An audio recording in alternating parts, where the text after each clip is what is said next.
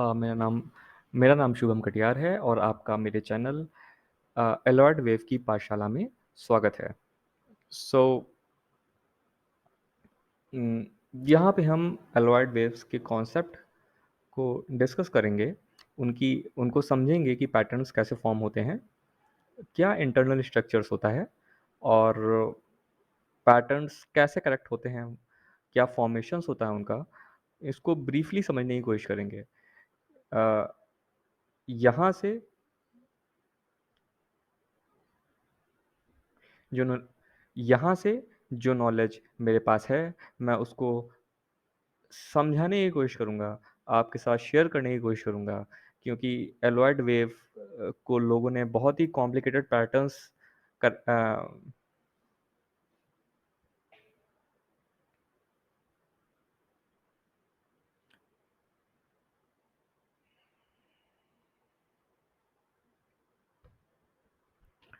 Hello, मेरा नाम शुभम कटियार है और आपका मेरे चैनल एलॉयड वेव की पाठशाला में स्वागत है। यहाँ पे हम टेक्निकल चार्ट्स को समझने की कोशिश करेंगे, उनके इंटरनल पैटर्न्स क्या होते हैं, मूवमेंट कैसे होता है, एंडिंग्स कहाँ-कहाँ पे हो सकती हैं और जो हम ये समझेंगे वो एलॉयड वेव थ्योरी के कॉन्सेप्ट्स के थ्रू ही समझने की कोशिश करेंगे। अ, चलिए तो स्टार्ट करते हैं। जो एक बेसिक इम्पल्सिव वेव्स का करेक्शन होता है, वो 5 वेव्स में अनफोल्ड होता है।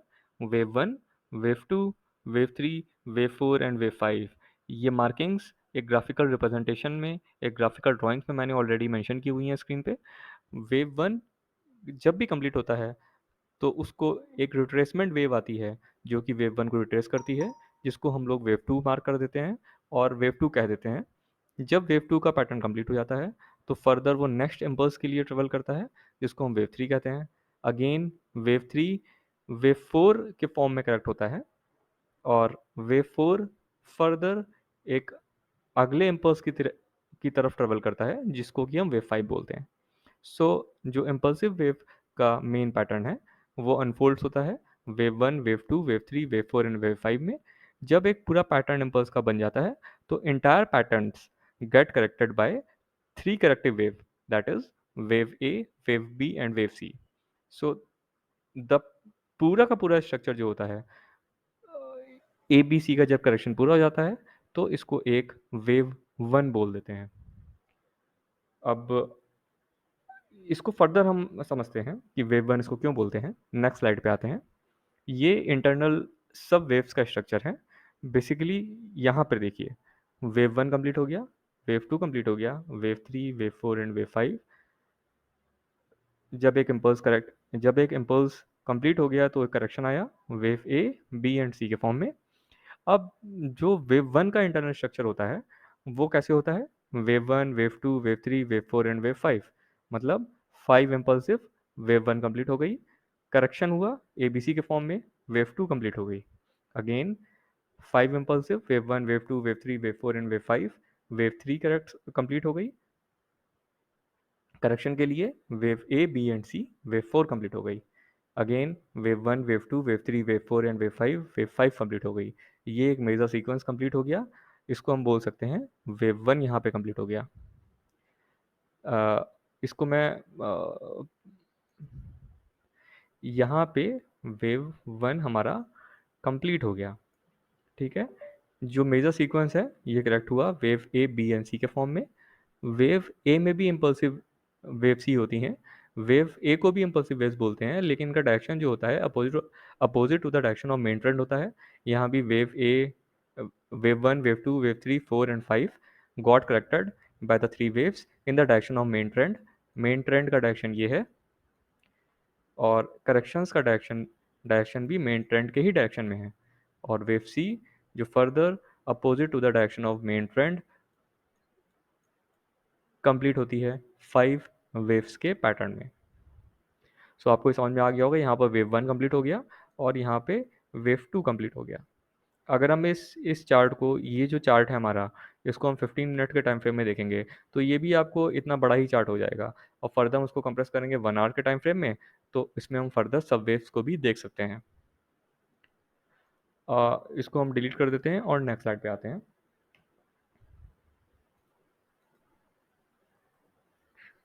बेसिकली ये ग्राफिकल रिप्रेजेंटेशन है, एक लाइन के थ्रू मैंने रिप्रेजेंट करने की कोशिश की हुई है। बेसिक रीज़न क्या है? एक्सटेंशंस को एक्सप्लेन करना, इम्पल्सिव वेव के एक्सटेंशंस को एक्सप्लेन करना। सो इसको भी हम एक पेन ले लेते हैं, समझने की कोशिश करते हैं। वेव वन कंप्लीट हो गया, वेव टू कंप्लीट हो गया। अब फर्दर अगर वेव थ्री एक्सटेंडेड है, इन 90% of cases wave three he extended waves होती हैं।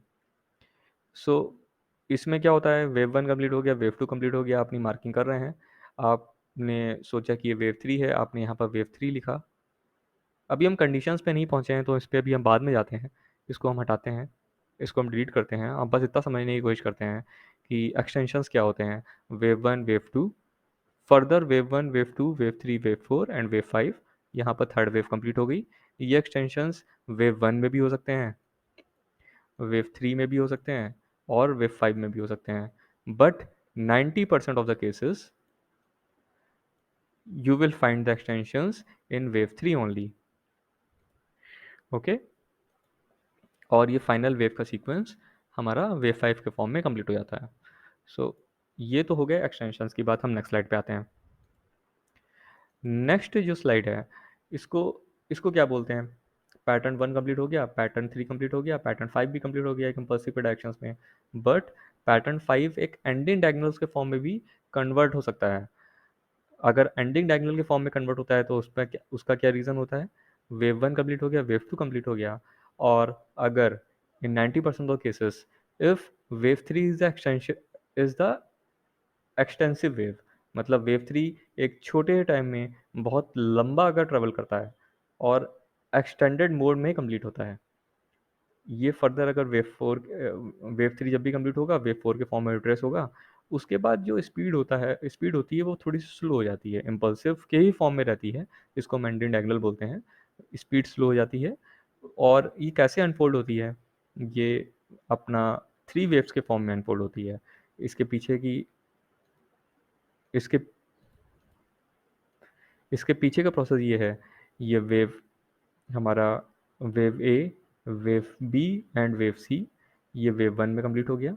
वेव वन हमेशा रिट्रेस होता है वेव टू के फॉर्म में। सो वेव टू का रिट्रेसमेंट हो गया थ्री वेव्स के फॉर्म में। वेव टू जब कंप्लीट हो जाता है तो अगेन एक फर्दर एक लगाती है जिसको हम इम्पल्सिव वेव बोलते हैं, जो कि इम्पल्सिव के केस में फाइव वेव्स में कन्वर्ट होती है, बट इन एंडिंग डायगोनल ये थ्री वेव्स में कन्वर्ट होती है, लाइक वेव वन। जैसा कि हमने यहाँ पे देखा था, ये एक थ्री वेव का मूवमेंट था, ये भी एक थ्री वेव का मूवमेंट हो गया। जब वेव टू कंप्लीट हो गई फिर फर्दर एक थ्री वेव का मूवमेंट आया, वेव थ्री कंप्लीट हो गई, एक फर्दर आया रिट्रेसमेंट का मूवमेंट, वेव फोर कंप्लीट हो गई। अब वेव फोर से वेव फाइव के लिए हमने ट्रेवल किया, वेव फाइव यहाँ पे कंप्लीट हो गई। सो इसको बेसिकली समझने वाली बात यह है कि ये जो पूरा का पूरा पैटर्न होता है, ये दो कन्वर्जिंग लाइंस के बीच में ही ड्रॉ होता है। मतलब एक लाइन हमारी ये हो गई, एक लाइन हमारी ये हो गई। सो ये एक डायगोनल के फॉर्म में कन्वर्जिंग लाइंस होती हैं, जिसको कि अगर हम एक्सटेंड कर देंगे फर्दर तो ये कहीं ना कहीं आगे जाकर के टच जरूर होंगी। और ये पैरेलल भी हो सकती हैं, ये वेज के फॉर्म में भी हो सकती हैं, मतलब ये ऐसे भी हो सकती हैं, ज़रूरी नहीं है कि ये वेज के फॉर्म में भी हो, ये पैरेलल लाइंस भी हो सकती हैं। बस कंडीशन ये होती है कि जो एंडिंग होनी चाहिए, वेव वन और वेव थ्री को अगर हम एक ट्रेंड लाइन से कनेक्ट करेंगे तो वेव फाइव हमेशा इस ट्रेंड लाइन के नीचे ही क्लोज होना चाहिए, ऊपर क्लोज होकर नहीं जाना चाहिए कभी भी। और इसमें एक फर्दर एक कंडीशन होती है, जो कि बहुत इंपॉर्टेंट कंडीशन है कि वेव फोर जो होता है ये वेव वन की टेरिटरी में ही क्लोज होता है। वेव वन की टेरिटरी ये है। इम्पल्सिव वेव्स में क्या होता है कि वेव वन जब कंप्लीट होती है तो वेव टू के फॉर्म में रिट्रेस होती है, जब वेव टू के फॉर्म में रिट्रेस होती है तो वेव थ्री कंप्लीट होती है, तो वेव थ्री जब भी रिट्रेस होती है वेव फोर के फॉर्म में तो उसमें कंडीशन ये होती है कि वेव फोर जो होता है ये वेव वन की टेरिटरी में क्लोज नहीं होना चाहिए। But in the case of anti diagonals wave four always get completed in the territory of wave one. Wave four complete हो गया, फिर फर्दर वेव फाइव के लिए वेव ट्रेवल करती है, यहाँ पर पैटर्न कंप्लीट होता है और एक फर्दर एक डाउनवर्ड रिट्रेसमेंट वेव आ जाती है, जो कि हमारी कहीं भी आगे कंप्लीट होती है, वो एक सेकेंडरी इशू है। ये हमारा एंडिंग डायगोनल हमने समझ लिया। हम आगे चलते हैं। लीडिंग डायगोनल क्या होता है? एंडिंग डायगोनल हमेशा वेव 5 में ही कंप्लीट होता है, और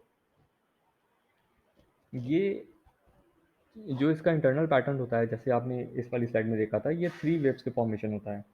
बट अगर ऐसा ही कुछ पैटर्न वेव 1 बनता है तो वो कैसे बनेगा? तो उसको मैंने यहाँ पे एक्सप्लेन करने के लिए एक ग्राफिकल पैटर्न ड्रॉ किया हुआ है, इसको हम समझते हैं। वेव 1 एक इम्पल्सिव वेव होती है जो कि 5 वेव्स में अनफोल्ड होती है। Wave 1 2 3 4 and 5, wave 1 got completed. जो वेव 1 होगा वो 3 वेव्स के फॉर्म में ट्रेस होगा, वेव 2 कंप्लीट हो गई। इसकी कंडीशन ये होती है कि वेव 2 कभी भी वेव 1 के नीचे क्लोज नहीं हो सकती है, तो ये कंडीशन हमारी फुलफिल हो गई, वेव 2 कंप्लीट हो गई। वेव 2 के बाद अगेन एक 5 वेव्स बनी जो कि एक 3 वेव में कंप्लीट होती है। इसको हम थर्ड वेव की नंबरिंग दे देते हैं। जो ये थर्ड वेव होती है ये वेव 4 के फॉर्म में रिट्रेस हो जाती है, जो कि 3 वेव में ही हो गई।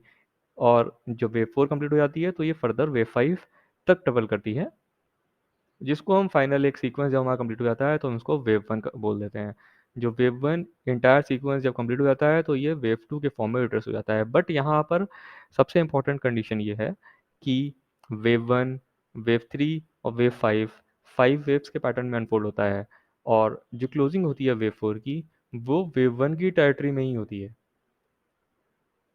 बट इम्पल्सिव वेव्स के कंडीशंस में, जब इम्पल्सिव वेव्स की भी प्रॉपर्टीज हम लोग समझते हैं, तो उसमें जो कंडीशन होती है, तो वेव 4 कभी भी वेव 1 की टेरिटरी में क्लोज नहीं होना चाहिए। तो ये हमारा एक लीडिंग डायगोनल हो गया जो कि वेव 1 में होता है, जो कि 5 3 5 का पैटर्न होता है। और एक हमारा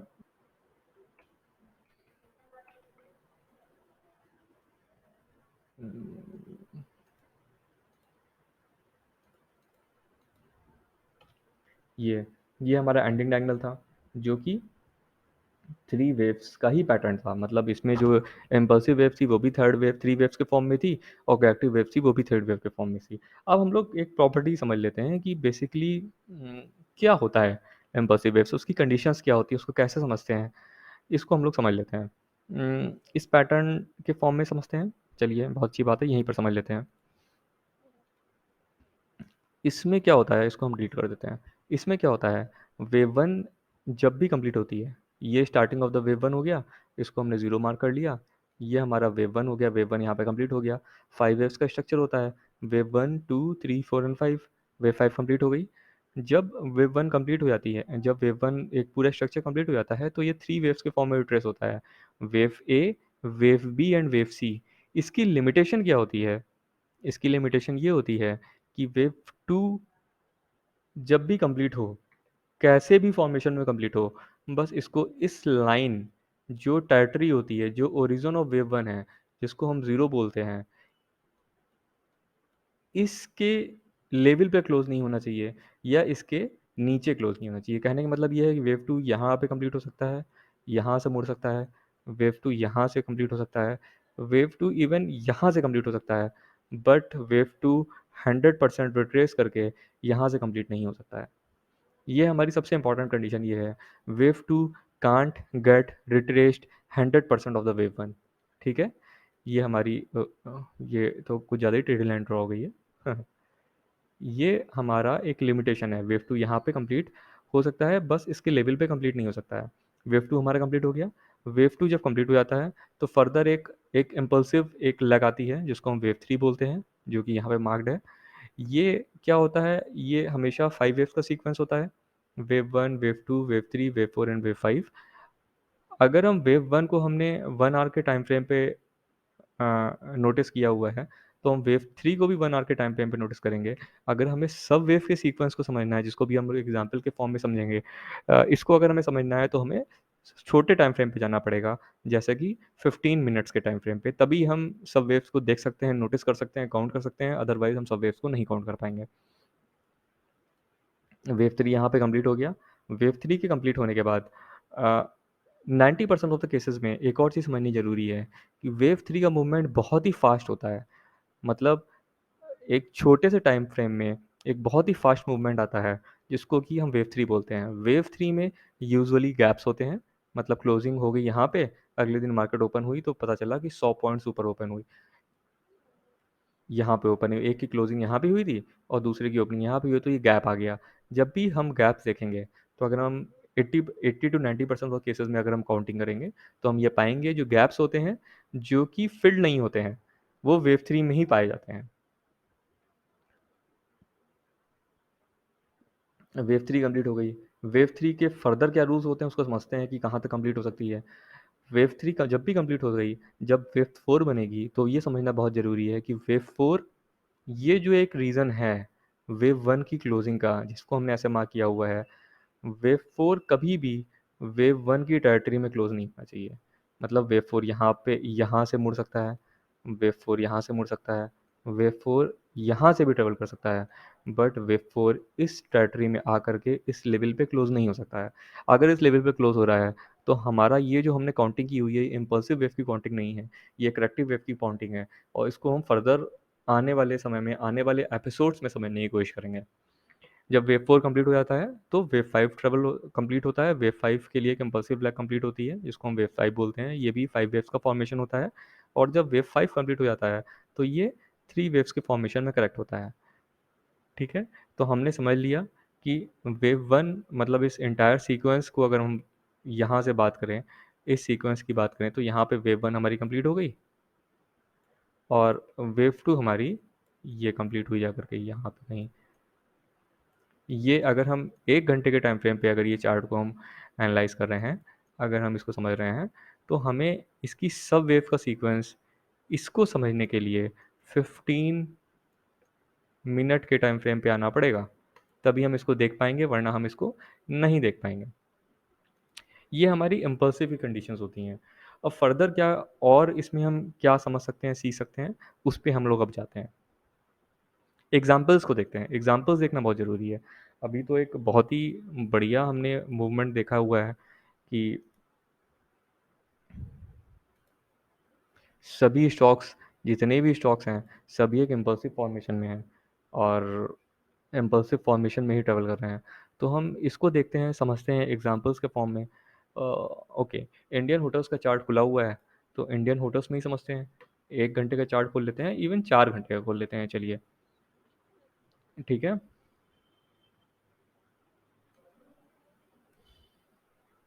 ओके, ये जो आप लो देख रहे हैं, ये 2020 का लो है, 2020 का लो है।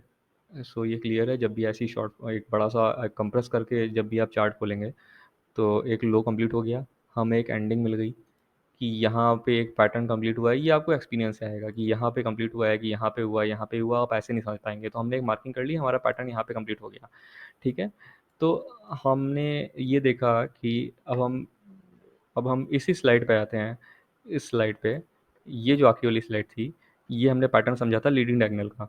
अब यहाँ पे देखते हैं, यहाँ पे क्या हुआ है? यहाँ पे बेसिकली एक लीडिंग डायगोनल ही बना हुआ है। ये थ्री वेव्स का फॉर्मेशन है, इसको हम काउंट कर लेते हैं। ये एक थ्री वेव्स का फॉर्मेशन है, wave one, wave two, wave three, wave four and wave five, ठीक है? इस पैटर्न को भी हम एक एक लाइन के फॉर्म में ड्रॉ करते हैं। ये एक यहाँ गया और ये एक यहाँ आ गया, ठीक है? ये थोड़ा सा हमें लगता है ऐसा हो गया है। ओके, ये कैसा हो गया? ठीक है, ये पैरेलल लाइन है, हम पैरेलल चैनल भी ड्रॉ कर सकते हैं, लेकिन चलिए कोई बात नहीं। कन्वर्जिंग लाइन्स होना ज़रूरी नहीं होता कभी, हमेशा। पैरेलल लाइन भी हो सकता है। एक अपोजिट टू डायरेक्शन, मतलब पैरेलल लाइन से थोड़ा सा एक्सपैंड के फॉर्मेशन भी हो सकता है, वो फर्दर अलग अलग कंडीशंस होती हैं, उसको हम समझेंगे। ये वेव वन हमारा कंप्लीट हो गया। वेव वन कंप्लीट होने के बाद वेव टू ट्रेस हुआ, ये थ्री वेव्स के फॉर्म में है। जो नंबरिंग है उसको कैसे देखेंगे? Wave A, wave B and wave C, इसको मार करते हुए जाते हैं, जिसमें आपको समझने में थोड़ी आसानी हो जाएगी। Wave A, wave B and wave C, और इसकी जो काउंटिंग होती है ये हम एक माइनर वेव्स के फॉर्म में ही ले लेते हैं, सिर्फ और सिर्फ आपको समझाने के लिए, ठीक है? ये हमारा एक वेव वन कंप्लीट हो गया, वेव टू कंप्लीट हो गया, वेव टू रिट्रेस हो गया। वेव टू का एंडिंग कहाँ तक नहीं होना चाहिए? हमने क्या समझा था? हमने ये समझा था कि ये जो टेरिटरी है ये वेव वन की टेरिटरी है। वेव वन यहाँ से ओरिजिन हुआ था, वेव वन यहाँ पे कंप्लीट हुआ था, वेव टू ये है। वेव टू इस टेरिटरी में क्लोज नहीं होना चाहिए।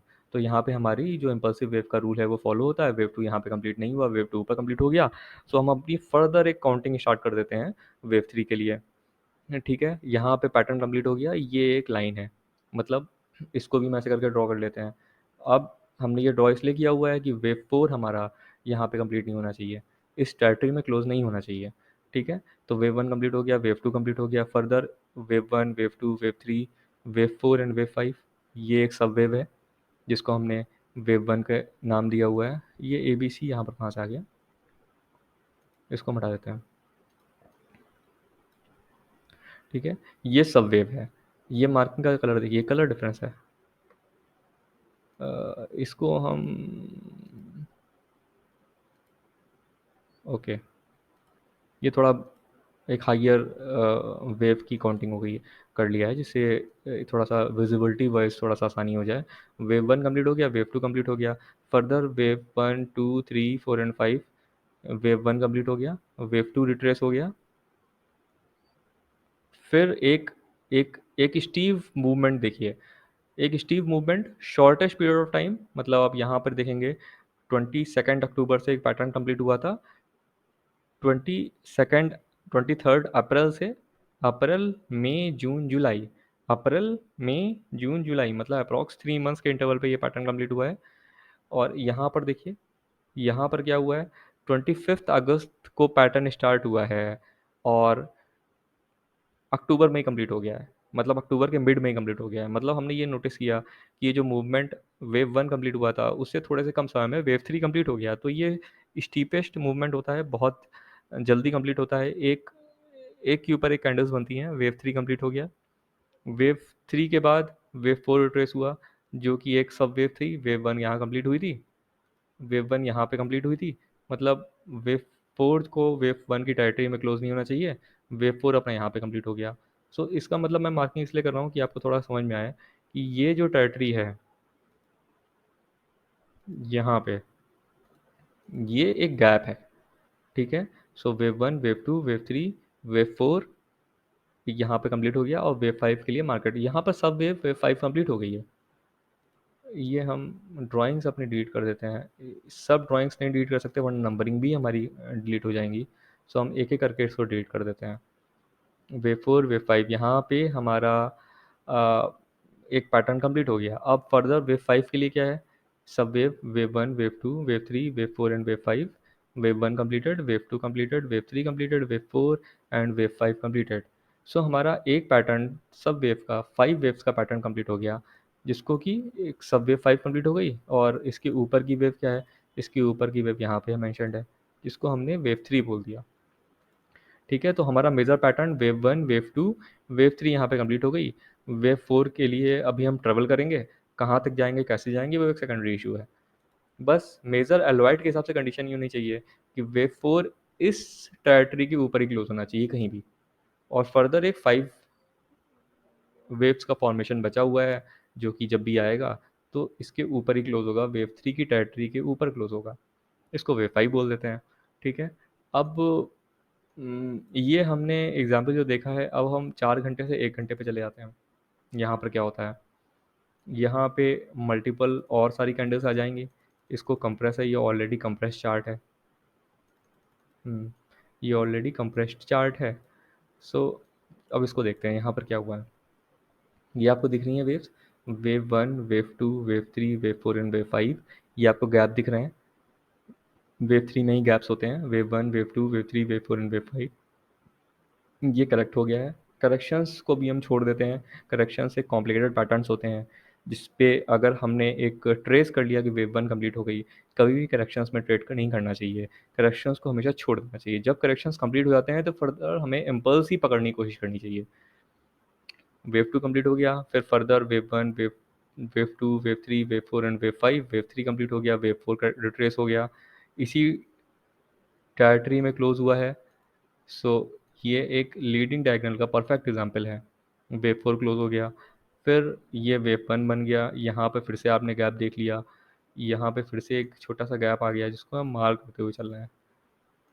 ये एक अगेन गैप आ गया, मतलब वेव 3 है। ठीक है, वेव 4 के फॉर्म में ट्रेस हुआ, वेव 5 यहाँ पे कंप्लीट हो गया। इसके ऊपर एंड नहीं होना चाहिए, मतलब यहाँ पे एक ब्रेकआउट दिया लेकिन सस्टेन नहीं कर पाया और इस ट्रेंड लाइन के नीचे चला गया। सो ये एक वैलिड पैटर्न है, कोई दिक्कत वाली बात नहीं है। और हमारा ये ए हो गया, ये बी हो गया। बी करेक्शंस में हम बाद में आएंगे, समझेंगे करेक्शंस किस किस पैटर्न्स में हो सकता है, क्या क्या पैटर्न फॉर्मेशन हो सकते हैं। अभी हम सिर्फ इम्पल्सिव को समझने की कोशिश करते हैं। वेव टू कंप्लीट हो गया। वेव टू के बाद एक हमने नंबरिंग की हुई थी वेव वन की, इसको समझ लेते हैं। वेव वन, यहाँ पे सब वेव कंप्लीट हो गई, वेव टू कंप्लीट हो गई, wave three, wave four and wave five, wave one, wave two got completed here. और उसके बाद वेव टू जब कंप्लीट हो गई तो वेव वन, वेव टू, मेरे पास कर्सर को देखते जाइए, wave one, wave two, wave three, wave four and wave five. Wave three complete हो गई और फर्दर ये थ्री वेव्स के फॉर्म में रिट्रेस हो गई, जिसको कि हमने वेव फोर बोला। वेव फोर यहाँ पे कहीं कंप्लीट हो गई और फर्दर एक मूवमेंट आया अप वेव के लिए, ए बी सी सी, यहाँ पे बेसिकली कंप्लीट हुई। और एक मूवमेंट आया अप वेव के लिए जिसको कि वेव फाइव ने कंप्लीट किया यहाँ पे इस लेवल पे, जो कि 268 है। और ये एक सब वेव का सीक्वेंस था।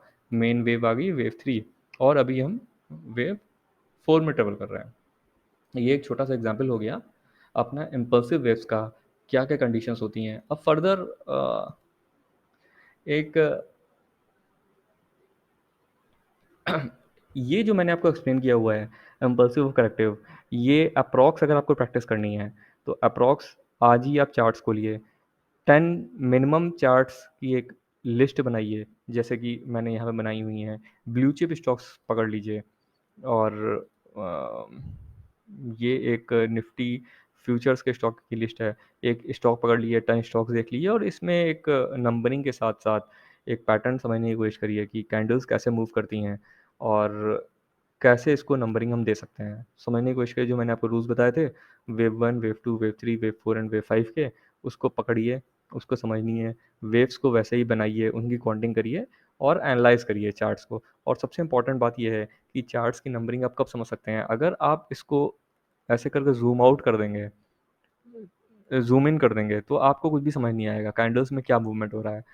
अगर आपको एलॉइड को समझना है और नंबरिंग को समझना है तो आपको वेव्स को कंप्रेस करना पड़ेगा, आपको जूम आउट करना पड़ेगा। जूम आउट कर दीजिए, एकदम छोटा कर दीजिए और आपको वेव्स एकदम पता चल रही है कि वेव बेसिकली बन क्या रही है। तो मुझे यहाँ पर दिख रहा है कि वेव फाइव कंप्लीट हो गया है, वेव फोर की फॉर्म में रिट्रेसमेंट आएगा, उसके बाद वेव फाइव कंप्लीट होगा। वेव फोर कहाँ तक रिट्रेस हो सकता है, वेव फाइव कहाँ तक बन सकता है, वेव थ्री इतना लंबा क्यों बना, यहाँ पर क्यों नहीं क्लोज हुआ। इन सब कॉन्सेप्ट्स को हम लोग समझेंगे अपने आने वाले नेक्स्ट एपिसोड में। तब तक के लिए थैंक यू वेरी मच, आपने इस पर्टिकुलर एक एपिसोड को सुना, समझा। अब नेक्स्ट एपिसोड जब भी हम बनाएंगे तो इसके आगे ही कंटिन्यू करेंगे। सबसे पहले इम्पल्स को 100% कवर करेंगे, दो तीन एग्जांपल्स देखेंगे और उसके बाद जब एक इम्पल्स कंप्लीट हो जाएगा तो हम कलेक्टिव वेव्स में आएंगे। और आने वाले समय में निफ्टी और बैंक निफ्टी के जो एक निफ्टी और बैंक निफ्टी को भी एनालाइज करने की कोशिश करेंगे, उसको समझेंगे शॉर्टेस्ट पीरियड में, शॉर्टेस्ट फॉर्म में, मतलब 15 मिनट्स के टाइम फ्रेम पे, या तो इवन 5 मिनट्स के टाइम फ्रेम पे, कि आने वाले समय में 2-3 दिन में या 1-2 दिन में निफ्टी कैसा परफॉर्म कर सकता है, कैसा बिहेव कर सकता है। इसको भी हम आने वाले समय में समझेंगे और उसको एनालाइज करने की कोशिश करेंगे।